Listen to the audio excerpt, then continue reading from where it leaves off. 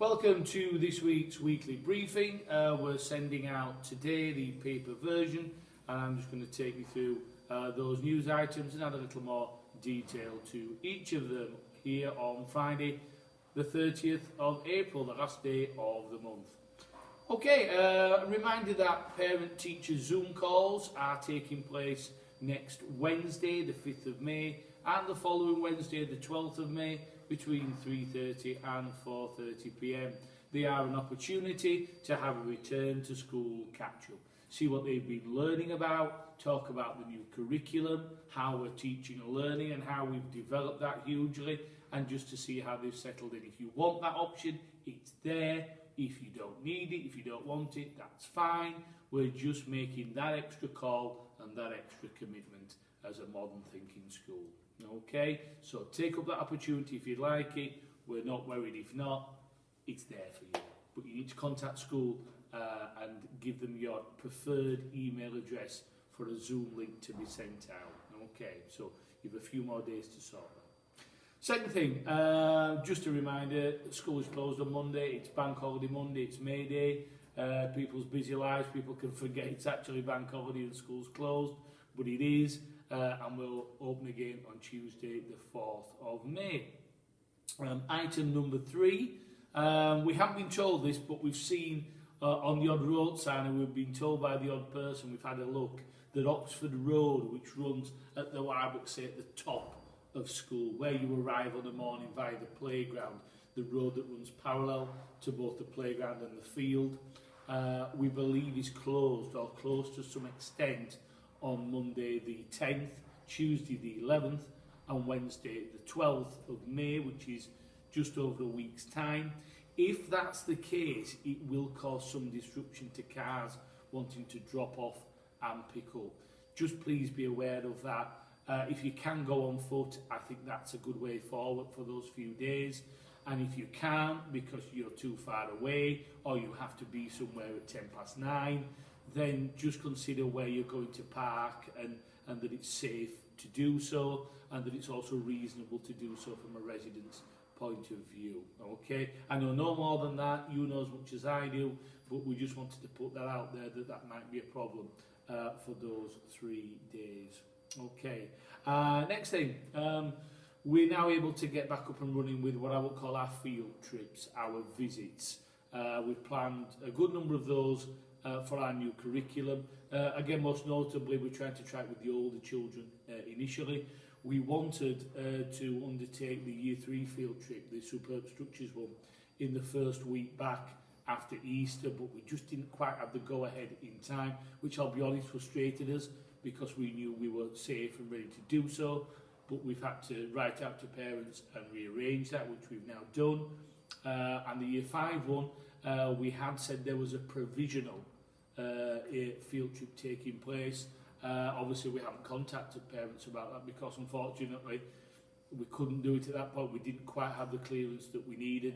We've got that now and we've rearranged those dates and put them in for, and I'm going to look at my notes for this one because I can never remember dates, for May the 12th and May the 14th, Wednesday the 12th of May and Friday the 14th. Wednesday the 12th is Miss Haythornthwaite's class and Friday is Mr McCabe's class, and we're able to go ahead with those, and we will contact parents now about that because they're happening.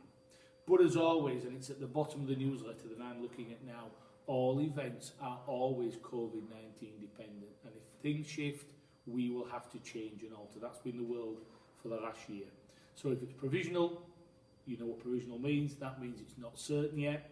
And if it is due to happen and then COVID situations change, we may also have to change events. We have everything lined up, but we have to be responsive to the period of time. But we are pleased that we can get underway once again with some sensible, short distance outdoor visits. And that's really good news.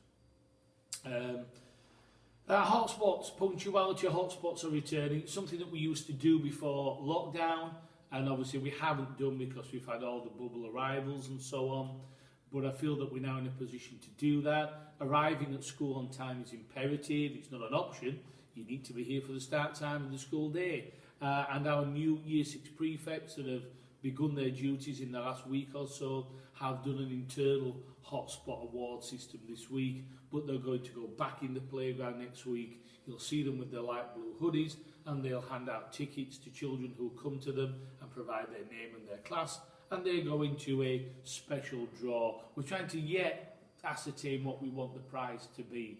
I'm keen for us to have a bigger prize for those that are here, potentially on time and every day. But if we do so, we can't reward everyone. If it's bigger, it's going to be like a bigger star prize, so to speak. So we'll talk to you more about that when we've sort of worked out exactly how we're going to have those higher level rewards. So watch out for the light blue hoodies of the prefects and the punctuality hotspot positions in the playground from next week. Weather dependent, of course. I'm not going to have prefects stood out there in gale force winds and in torrential rain.